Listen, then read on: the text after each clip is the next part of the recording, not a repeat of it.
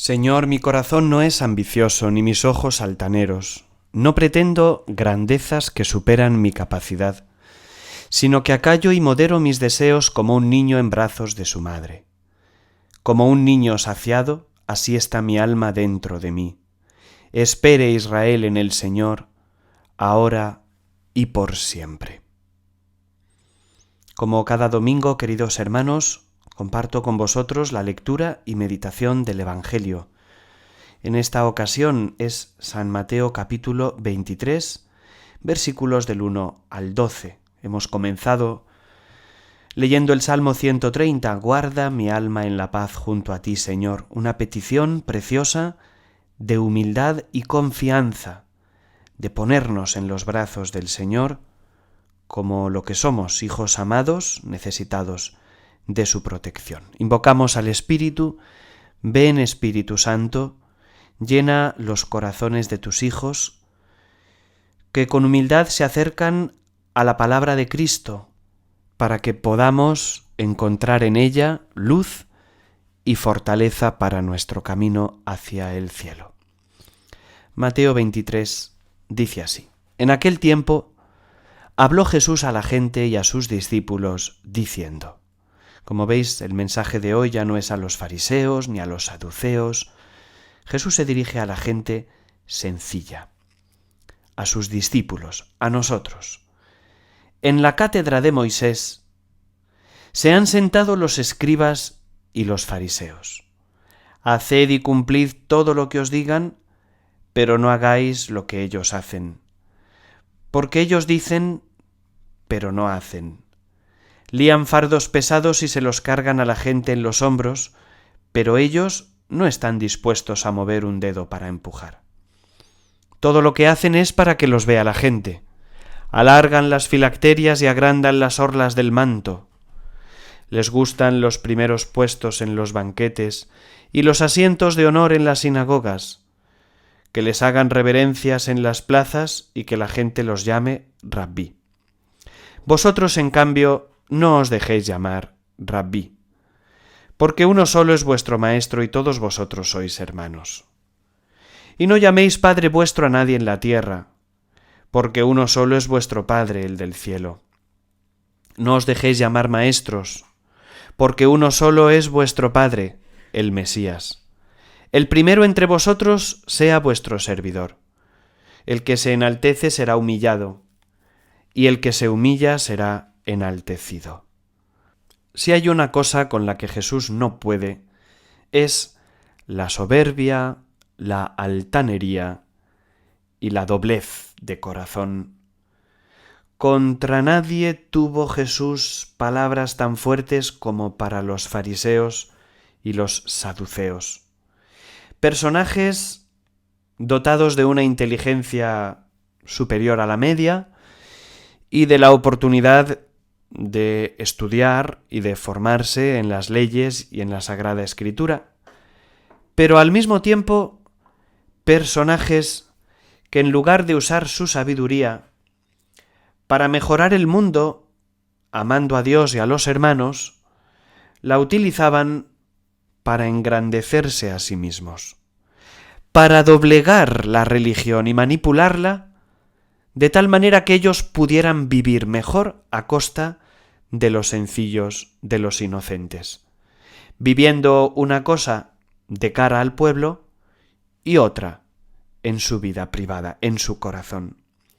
Eran personas que, aunque aparentaban un cumplimiento exacto de la ley de cara a la galería, en el fondo de su corazón no habían entendido lo más importante de la ley de Dios, que es la misericordia.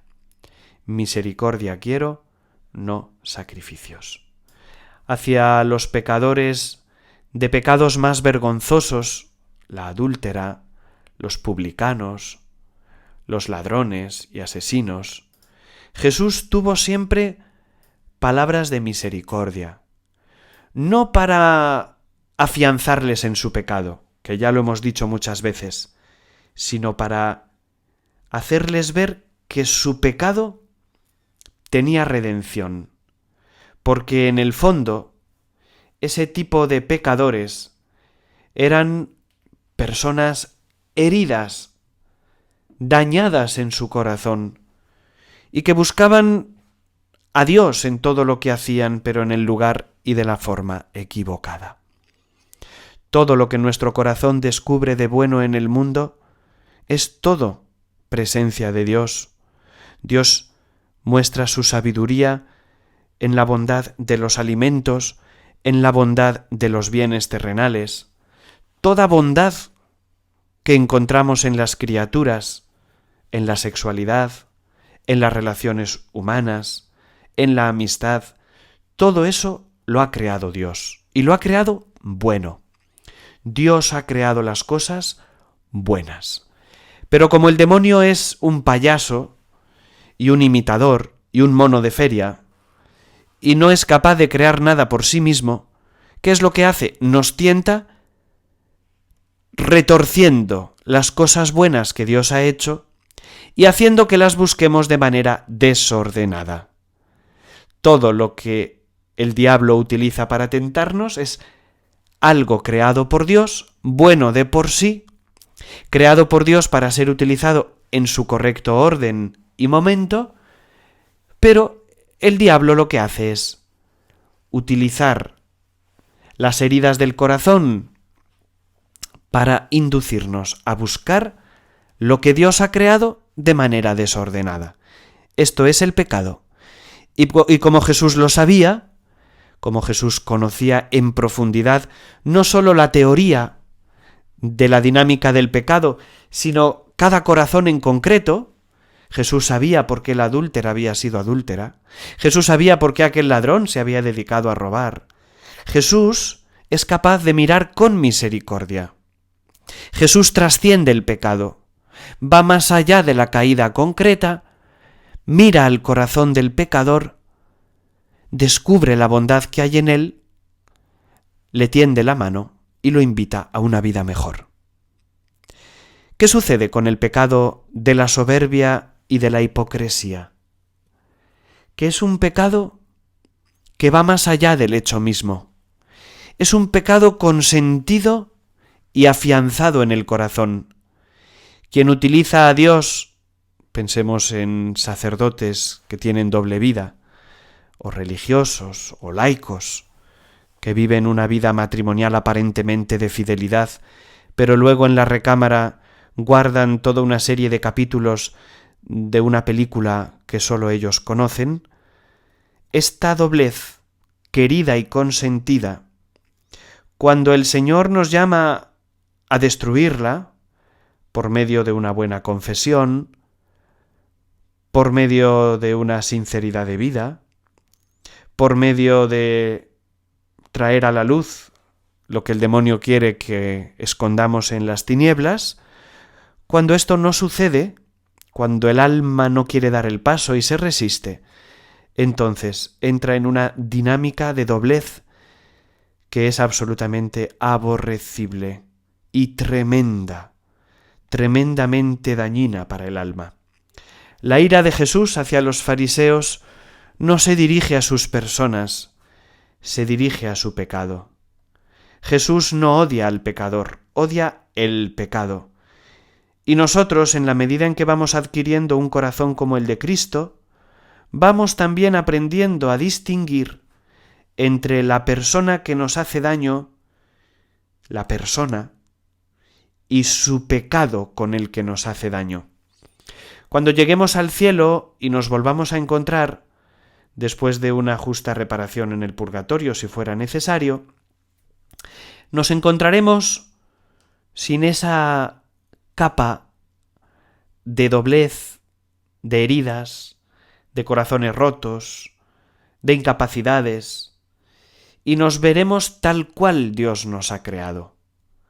Nos reconoceremos en la totalidad, en la bondad, en la verdad, en la belleza que Dios puso en nosotros.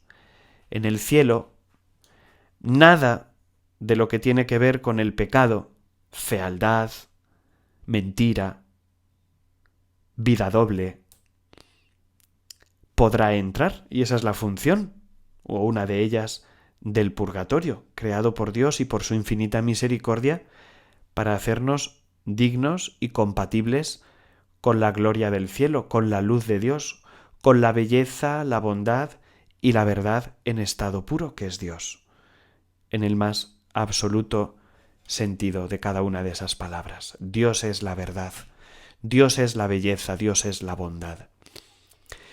Jesús nos previene contra el pecado de la doblez, de la soberbia y de la presunción.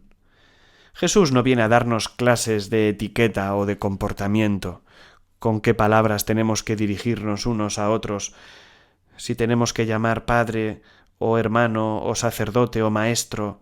No, Jesús no se dedica a darnos clases de etiqueta y de buenos modales. Viene a hablarnos de lo más profundo de nuestra vocación cristiana, que es reconocer la soberanía de Dios sobre nuestras vidas y buscar acompasar nuestra vida con nuestra fe. Hay gente que ha renunciado ya a esta tarea. Es tan difícil vivir como lo que creo que me rindo y entonces voy a cambiar lo que creo a lo que vivo. Adapto mi fe a mi vida. Y si esto es verdad que se hace de manera inconsciente, porque tú hablas con un chaval de 18 años que vive como puede, al margen del Evangelio porque sus pasiones no le permiten más, y dice soy ateo, pues evidentemente lo que ha sucedido en esa mente no es que ese joven se haya puesto a leer libros sobre Dios para buscar la respuesta a la gran pregunta de si Dios existe, y después de mucha investigación ha llegado a la conclusión de que tiene que hacerse ateo porque realmente Dios no existe. No. Cuando un joven o una persona adulta dice yo soy ateo, lo que ha sucedido es que su mente ha tenido que exorcizar, en el sentido negativo de la palabra, cualquier idea o certeza religiosa que se pusiera en contradicción con su propia vida.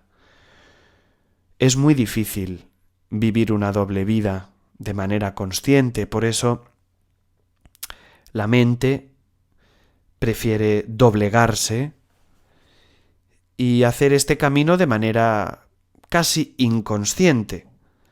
Como no vivo según lo que Dios quiere, pues lo más cómodo es decir Dios no existe y allá cuidaos. Me olvido del tema, dejo de ir a misa, abandono la fe de mis padres y vivo como Dios me dé a entender.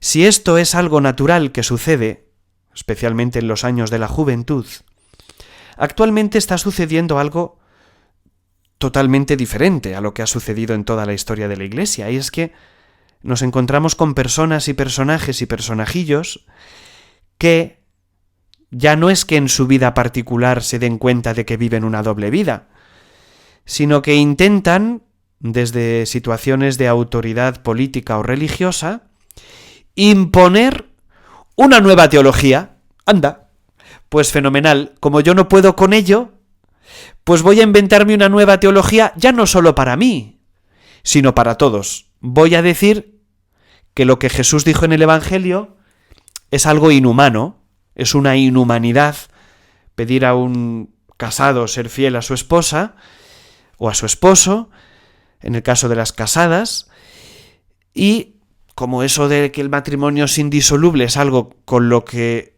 la mayoría de mis amigos no pueden, pues vamos a intentar invocar al Espíritu. Ahora hablan del Espíritu, el discernimiento en el Espíritu, es una cosa así un poquito abstracta, que suena más a nueva era que a catolicismo, y con este nuevo método de interpretación del Espíritu, ahora resulta que el Espíritu nos dice cosas que no nos ha dicho nunca a lo largo de 2000 años. O sea, en otras palabras, el Espíritu ha estado de vacaciones desde Pentecostés hasta el 2023, que se nos ha ocurrido invitarle, y por fin el Espíritu nos dice cosas que apaciguan nuestra conciencia. Es ya otro nivel. Si los fariseos vivían una vida doble, decían una cosa y hacían otra, ahora ya hemos pasado al siguiente nivel del videojuego.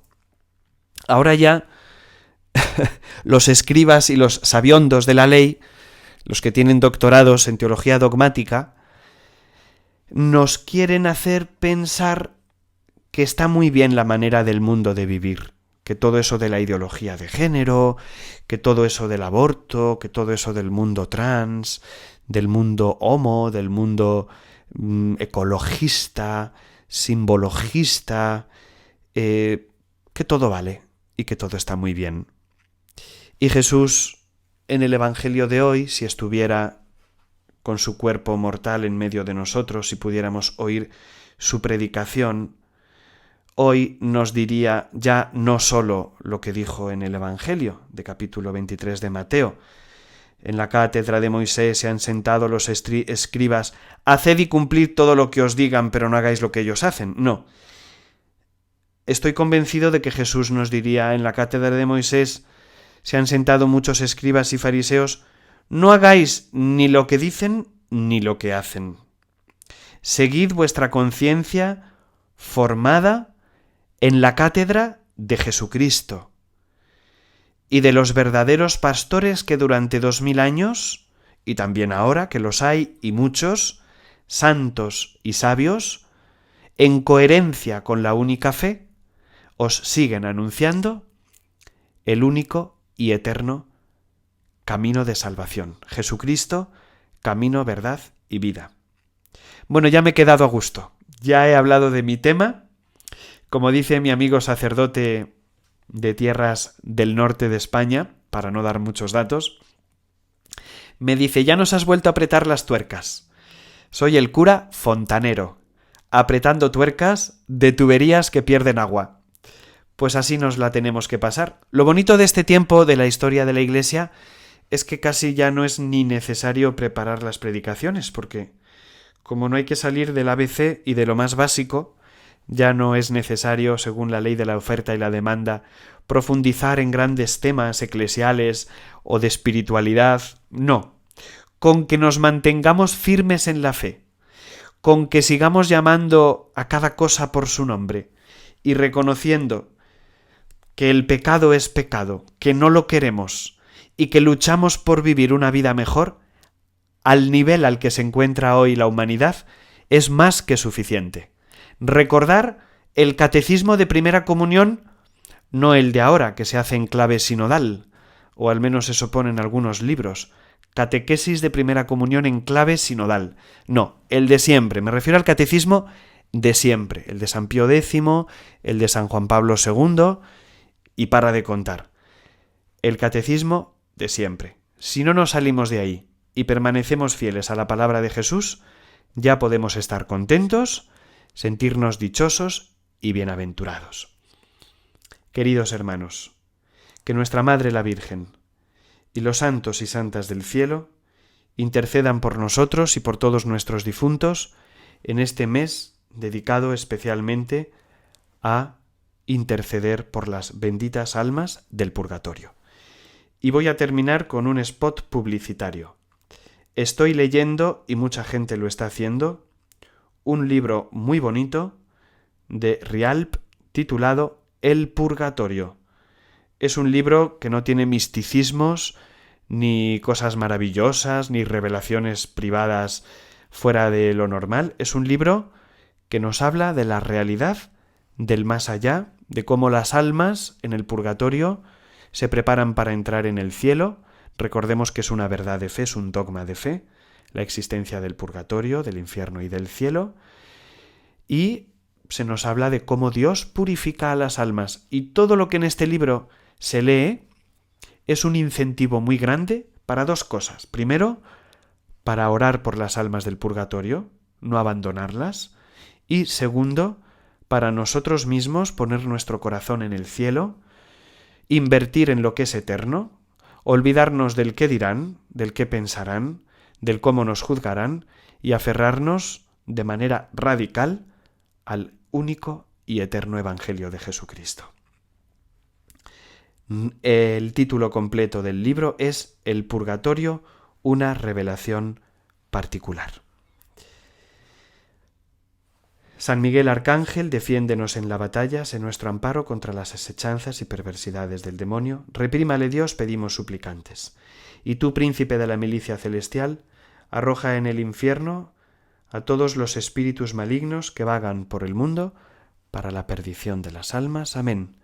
Dios te salve María, llena eres de gracia, el Señor es contigo. Bendita tú eres entre todas las mujeres y bendito es el fruto de tu vientre, Jesús. Santa María, Madre de Dios, ruega por nosotros pecadores, ahora y en la hora de nuestra muerte. Amén. Gloria al Padre, y al Hijo, y al Espíritu Santo, como era en el principio, ahora y siempre, por los siglos de los siglos. Amén. Y que la bendición de Dios Todopoderoso, Padre, Hijo y Espíritu Santo, descienda sobre todos vosotros. Como veis, en la imagen de este vídeo os estoy mostrando el libro El Purgatorio, del que os he hecho una pequeña publicidad. Y que conste que no gano comisión. Una feliz semana, que el Señor os acompañe siempre.